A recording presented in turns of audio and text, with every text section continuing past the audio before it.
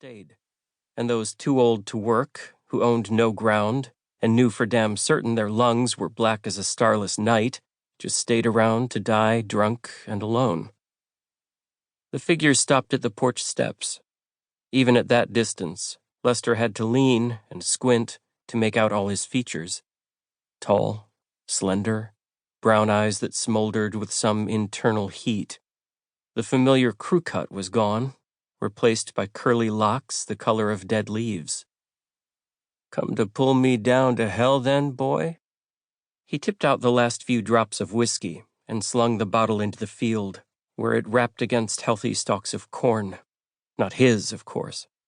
Lester's ranch house had a few acres of tillable land that he'd sold to the Murrays, and that was enough to cover his daily bottle until the end of time. Adam smiled, his teeth as yellow and jagged as the cornstalks would be by October.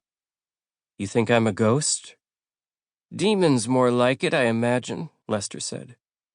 "Ain't much to take, though. I ain't but a sack of skin and guts, all of it soaked with whiskey. Punch a few holes in me and then all the demons in hell can get a buzz." Lester laughed, feeling lightheaded. How long had it been since he left? The boy's emergence was a gift. Death was at his doorstep at long last. He'd been inviting him in all this time. "You never saw me die," Adam said. "No, sir," Lester said. "Just saw you take a deer slug to the chest out at Red Rock Ridge. Saw you take another one in the back for good measure as you climbed off the edge and plummeted, 200 feet to the bottom. Never saw you buried, but I'll take Roy Carver's word for it. Couldn't stomach seeing you like that. You was my boy after all, wasn't you?" "It's Mayor Carver now," Adam said. "Isn't it?" Lester grinned. Funny how the stench of death could make you feel so alive. "Come to visit the woodshed one more time before we go?" Lester licked his lips.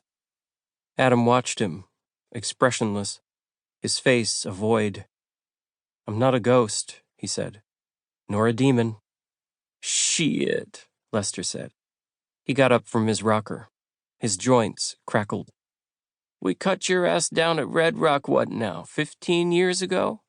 "To the day," Adam replied. What a mess that was.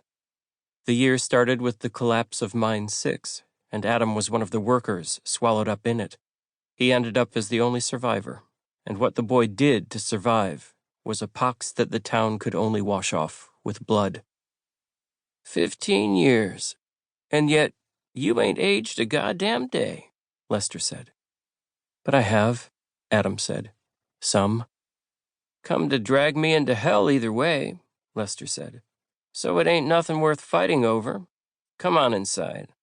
We'll toast to my demise, you and me."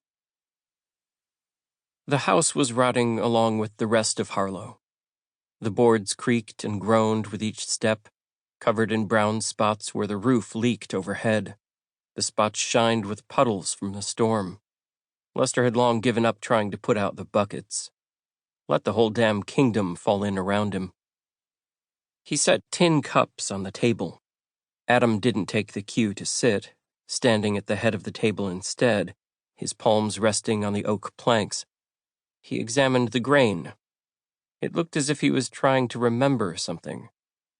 His mom, perhaps.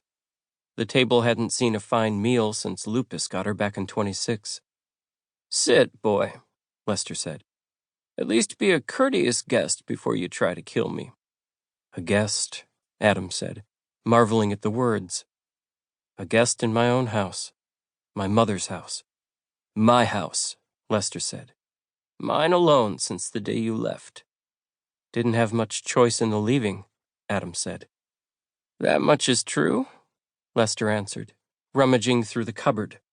He knew where the bottles were, of course, but what he really needed to remember was where he'd stashed his shotgun.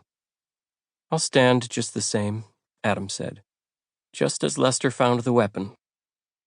It had sat there since he'd plugged a few deer during the winter, oiled up and ready, stored away from his stash of rifles specifically for him to serve up any rude guests with a bitter surprise of lead and fire. "So be it," Lester said.